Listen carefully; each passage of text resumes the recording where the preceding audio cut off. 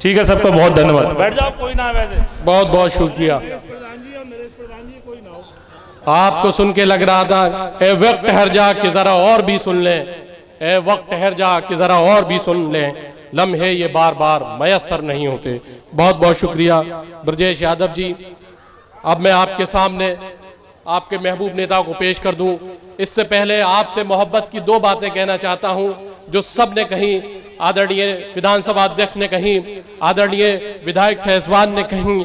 वो रिश्ता, वो महबूब रिश्ता, वो मकबूल तरीन रिश्ता मुझे भी याद आता है। नेताजी का ये क्षेत्र, हम बचपन से जब भी यहाँ नेताजी की मीटिंग लगती थी और घर में अपने बड़े बुजुर्गों से सुनते आए हैं, आप में भी बड़े बुजुर्गों से सुनते आए हैं कि नेताजी का इतना सम्मान था, इतना सम्मान था इस क्षेत्र में कि जब नेताजी का हेलीकॉप्टर इस क्षेत्र में गड़गड़ाहट करता था, जब गड़गड़ करके चलता था, तो जो लोग घरों पे रह जाते थे, हमारे बूढ़े बुजुर्ग, वो हमारी माताएं बहनें बैठी हैं, तो वो हमारी माताओं बहनों को कहते थे, देख नमस्ते कर ले, दादाजी का हेलीकॉप्टर जा रहा है। ये सम्मान, ये एजाज, ये मोहब्बत, ये प्यार, इसके हकदार अगर कोई था तो ये नादा और भूड़ क्षेत्र की जनता। आप लोगों ने नेताजी को वो प्यार दिया और वैसा ही प्यार आपने, नेताजी ने आपको दिया। नेताजी हम सबको रोता बिलखता छोड़ के, हम सबको रोता बिलखता छोड़ के, इस जहाने फानी को छोड़ के जहाने बाकी को कूच कर गए, हम सब रोते बिलखते रह गए। सैफई में कोहराम मचा था, हाहाकार मचा था। सबसे ज्यादा कोई अगर गमगीन था, आपने देखा होगा टेलीविजन पर, आपने देखा होगा सोशल मीडिया पे, आपने देखा होगा फेसबुक व्हाट्सएप पे, अगर सैफई में उस परिवार में सबसे ज्यादा गम किसी ने किया था, सबसे ज्यादा आंखें अगर किसी की अश्कबार हुई थी, उस लाल का नाम, उस धरती के सैफई के धरती के लाल का नाम धर्मेंद्र यादव है, जिनकी आंखें नेताजी के गम में एक बार नहीं, हम जैसे उनके दीवानों ने कई कई बार अश्कबार देखी। अब आपकी जिम्मेदारी बनती है नेताजी के मिशन को, आजम खां के मिशन को, जिस गरज को, जिस मकसद से नेताजी के सिद्धांतों को अब कौन परवास करेगा, नेताजी की मोहब्बतों को ए बूढ़ वालों अब कौन बताएगा। उस सदन में अगर सैफई का लाल न जाएगा तो कौन जाएगा।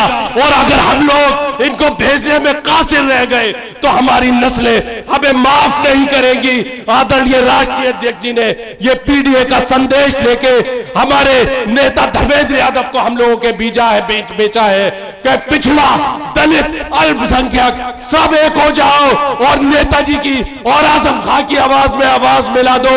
जो राष्ट्रीय अध्यक्ष अखिलेश यादव चाहते हैं कि वो जो सदन है दिल्ली का, जिससे हिंदुस्तान की पंचायत चलिए, वहां ऐसे शूरवीर जिनका नाम धर्मेंद्र यादव है, जो समाजवाद के योद्धा है, जो हम सबके आपके चहीते हैं, जो हम सबसे आपसे बेबना प्यार करते हैं, ऐसी शख्सियत को 100 बार सलाम, ऐसे जुझारू नेता को 100 बार सलाम। हो गई होगी हमसे कोई कोताही, सांसद जी आपसे कोई कोताही नहीं थी, हमसे कुछ गलतियां हो गई थी जिसका खामियाजा आपको भुगतना पड़ा, समाजवादी पार्टी को भुगतना पड़ा। हम जैसे आपके चाहने वाले 100 बार नादिम है उस अपनी गलती पे, 100 बार नादिम है उस गलती पे, मगर अब हम सबने ये मुसम्मम इरादा किया है, इस भूल क्षेत्र की जनता ने आज यहाँ से संकल्प लेके उठेगी कि आने वाला जो 24 का चुनाव है उसका जैसे ही उदय होगा, सबसे पहले बदायूं की धरती से एक नारा लगेगा, जय समाजवाद, जय समाजवाद, और हम लोग जिताएंगे आदरणीय धर्मेंद्र यादव को। मैं दावत देता हूं आपको, रफ्ता रफ्ता मैं खुद ही कारवा बन जाऊंगा, रफ्ता रफ्ता मैं खुद ही कारवा बन जाऊंगा। मंजिलों की सिमत मुझे 2 कदम चलने तो दो, दुश्मन के इरादों को है ज़ेर अगर करना तो खेल वही खेलो, अंदाज बदल डालो। मैं ब्रजेश यादव जी की नजर ये शेयर करके कहता हूं, फराज करो हिम्मत, कुछ दूर सवेरा है, फराज करो हिम्मत, कुछ दूर सवेरा है। अगर चाहते हो तो मंजिल को परवाज बदल डालो। जब हौसला बना लिया ऊंची उड़ान का, जब हौसला बना लिया ऊंची उड़ान का, फिर देखना फजूल है कद आसमान का। आदरणीय धर्मेंद्र यादव साहब माइक।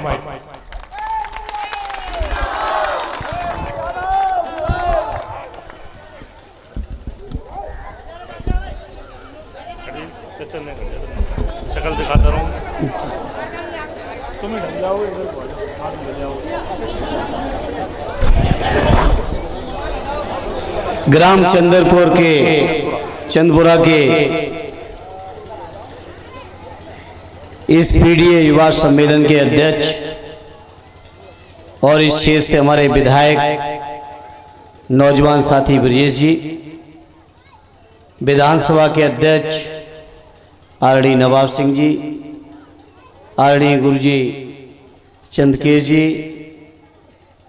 जिला पंचायत के मेंबर भाई ब्रजेंद्र जी, जिला पंचायत के मेंबर आदरणीय चंदकेश जी, आदरणीय प्रधान जी महेश जी, नरेश जी, आदरणीय प्रधान जी हमारे बैठे इस्लाम साहब, मंचासीन आदरणीय हमारे गुरुजी दुर्वेश जी और जज्बाती हमारे शानदार संचालक हमारे साथी भाई इरफान साहब, और इस कार्यक्रम की रूपरेखा जिसके लिए कई बार लगाने की भी कोशिश की, नेताजी हमारे हैं सलीम साहब नादा वाले, और प्रधान जी जो भी हो साथी बताते चलो, प्रमुख जी हमारे राहुल भाई बैठे ही हैं, नरोत्तम बैठे ही हैं,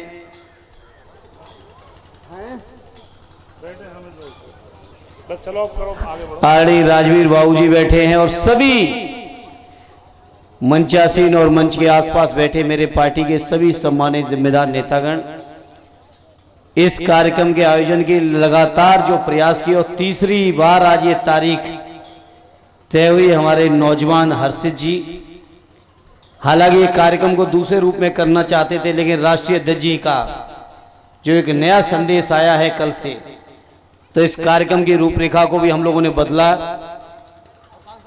हमारे नौजवान हर्षित जी, इस मौके पर उपस्थित आदरणीय पूर्व प्रधान वीरपाल जी, आदरणीय पूर्व माननीय सोमवीर जी, आदरणीय सूरजपाल जी, शिवराज जी, पप्पू यादव जी, विजयपाल जी, कृष्णभूप जी, शेर सिंह जी, ओसाखी लाल जी, जुगल किशोर जी, ओमपाल जी, मनोज यादव जी, महेश प्रधान जी से लेके सभी जितने भी आदरणीय चेतराम कश्यप जी, आरडी हरगोविंद सूर्यप्रकाश जी, बबलू जी, जितने भी हमारे सम्मानित साथी हैं,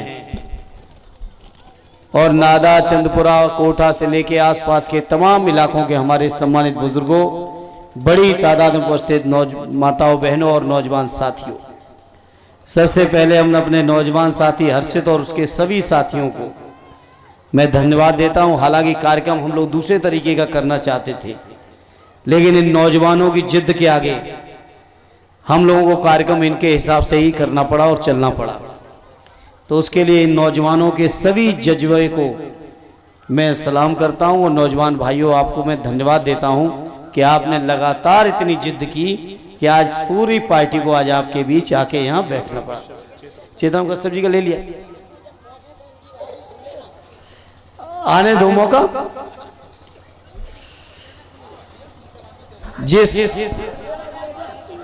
जिस मुद्दे पर लेके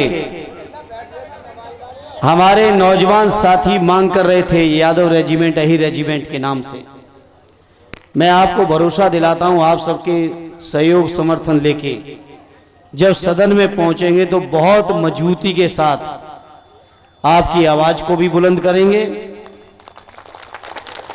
और आप सबके आशीर्वाद से अगर आदरणीय अखिलेश यादव जी के हाथों में कलम में ताकत आ गई तो इसको अमली जामा भी पहनवा देंगे, ये भरोसा दिलाते। अब जब तक हाथों में ताकत नहीं तब तक संघर्ष का वादा है, और संघर्ष करते हुए मैं समझता हूं सैसवान के लोगों ने, बदायूं के लोगों ने और प्रदेश देश के लोगों ने समाजवादियों के संघर्ष को देखा है। जहां तक आज हमारे राष्ट्रीय अध्यक्ष जी ने पीडीए का नारा दिया है, और जब से पीडीए का नारा दिया है ये बीजेपी के लोग घबरा गए, क्योंकि पीडीए के ऐसा शब्द है, पिछड़ा, दलित, अल्पसंख्यक, आदिवासी, औरतें, समाज के अगड़े लोग भी, वो लोग जो दबे कुचले शोषित पीड़ित हैं, सभी लोग राष्ट्रीय अध्यक्ष जी की इस पीडीए परिभाषा के अंदर आते हैं।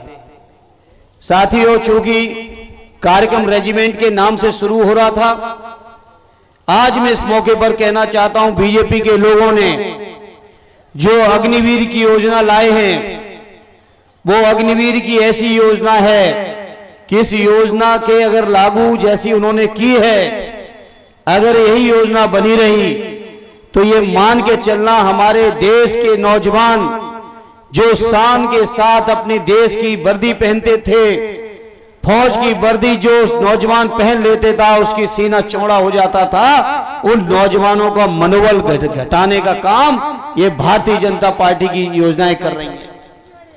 बताओ क्या योजना लाए हैं कि 4 नौजवानों की अगर भर्ती होगी तो 4 साल बाद 3 नौजवानों को वापस भेज देंगे, केवल 1 को रखेंगे। आप सोचो, जो नौजवान 25 साल की उम्र में भी अगर बेरोजगार होके घर लौट आएगा तो बताओ उसको कितना कष्ट रहेगा, कितनी परेशानियां रहेगी, उसका मनोबल कितना गिरेगा। ये बीजेपी के लोगों के दिल में, दिमाग में कोई भी योजना की गंभीरता नहीं है। इसलिए मैं इस मौके पर अपने बदनादा और आसपास के लोगों आपसे कहने आया हूं कि भारतीय जनता पार्टी ने नौजवानों को बर्बादी के रास्ते खोले हैं। यही बीजेपी के लोग जो भाषण दिए थे कि हम 2 करोड़ नौजवानों को हर साल रोजगार देंगे, वही बीजेपी के लोगों ने किसी नौजवान को रोजगार नहीं दिया है साथियों, किसी नौजवान को रोजगार नहीं दिया। भाषण क्या दिए थे कि 2 करोड़ हर साल, 10 साल की मोदी जी की सरकार हो गई। बताओ मेरे बुजुर्गों, नौजवानों का 10 साल में अगर 2 करोड़ के हिसाब से देते तो 20 करोड़ नौजवानों को रोजगार दिए होते, लेकिन दे पाए क्या 20 करोड़ नौजवानों को रोजगार? बताओ इस बात को। क्या क्या भाषण दे बैठे बीजेपी वाले। अभी 2022 के विधानसभा के चुनाव में भी आके भाषण दे रहे थे कि हम किसानों की आमदनी को दूना करेंगे। एक व्यक्ति कोई बता दे कि किसानों की आमदनी को दूना किया हो इन्होंने। किसी बीजेपी वाला कोई एक आगे खड़ा हो जाए और बताए हमारे किस किसान की आमदनी दूनी की है। अरे बाबूजी बस ठीक बात, चलिए इसको हटा। बताओ बीजेपी के लोगों से पूछो मेरे किसान भाइयों, किसी की आमदनी दूनी हुई हो? किसी किसान की आमदनी दूनी छोड़ो, ईमानदारी से बताओ मेरे किसान भाइयों, आपकी लागत बढ़ गई कि नहीं बढ़ गई? साथियों लागत बढ़ा दी, आपकी आमदनी दूनी की नहीं। महंगाई बढ़ा दी, यूरिया के दाम बढ़ाए, दाम में से फिर 5 किलो निकाला। अभी 1 हफ्ता 10 दिन पहले फिर 5 किलो निकाल दिया और भाषण देंगे भारतीय जनता पार्टी वाले कि हम 5 किलो अनाज मुफ्त दे रहे हैं। अरे 5 किलो अनाज तो भले ही देते हो, लेकिन 10 किलो यूरिया तुमने निकाल लिया। बताओ किसानों की बर्बादी की है कि नहीं?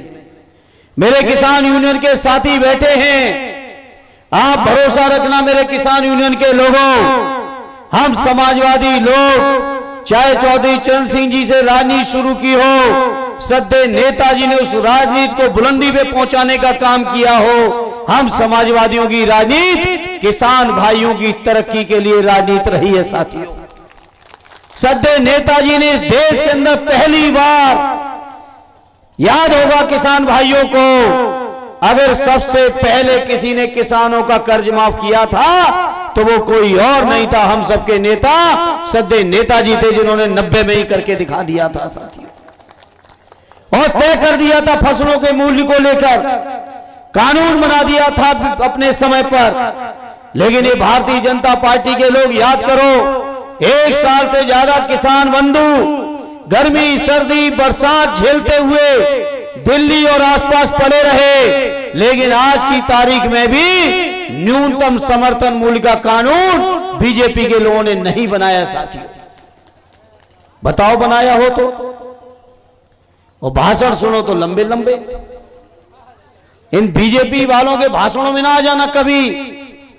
और ये नादा क्षेत्र ने तो, और सैसवान क्षेत्र तो ऐसा रहा है, ये सही है कि लोकसभा चुनाव भले ही हमारे हों, लेकिन सैसवान वालों ने सबसे बड़े वोटों से चुनाव हमें जिताया था। ये ताकत है, विधानसभा में लगातार भेज रहे हो, लोकसभा के चुनाव में भी आपने मुझे जिता के भेजा था, लेकिन मैं सहसवान के लोगों आपसे कहूंगा, पिछली बार 15,000 से जिताया था। 15,000 से काम चलने वाला, 15,000 से काम चल गया होता तो पिछली बार ही एमपी हो जाते। बताओ सहसवान वालों, 14 में तो जिता दिया था आपने 64-65,000 से, और 19 में लाके खड़ा कर दिया आपने 15,000 पे। अरे इतने से काम नहीं चलेगा। बड़ी जीत जो ब्रिजेश कह के गए अभी, बताओ उतनी करा के भेजोगे कि नहीं? ईमानदारी से बता दो।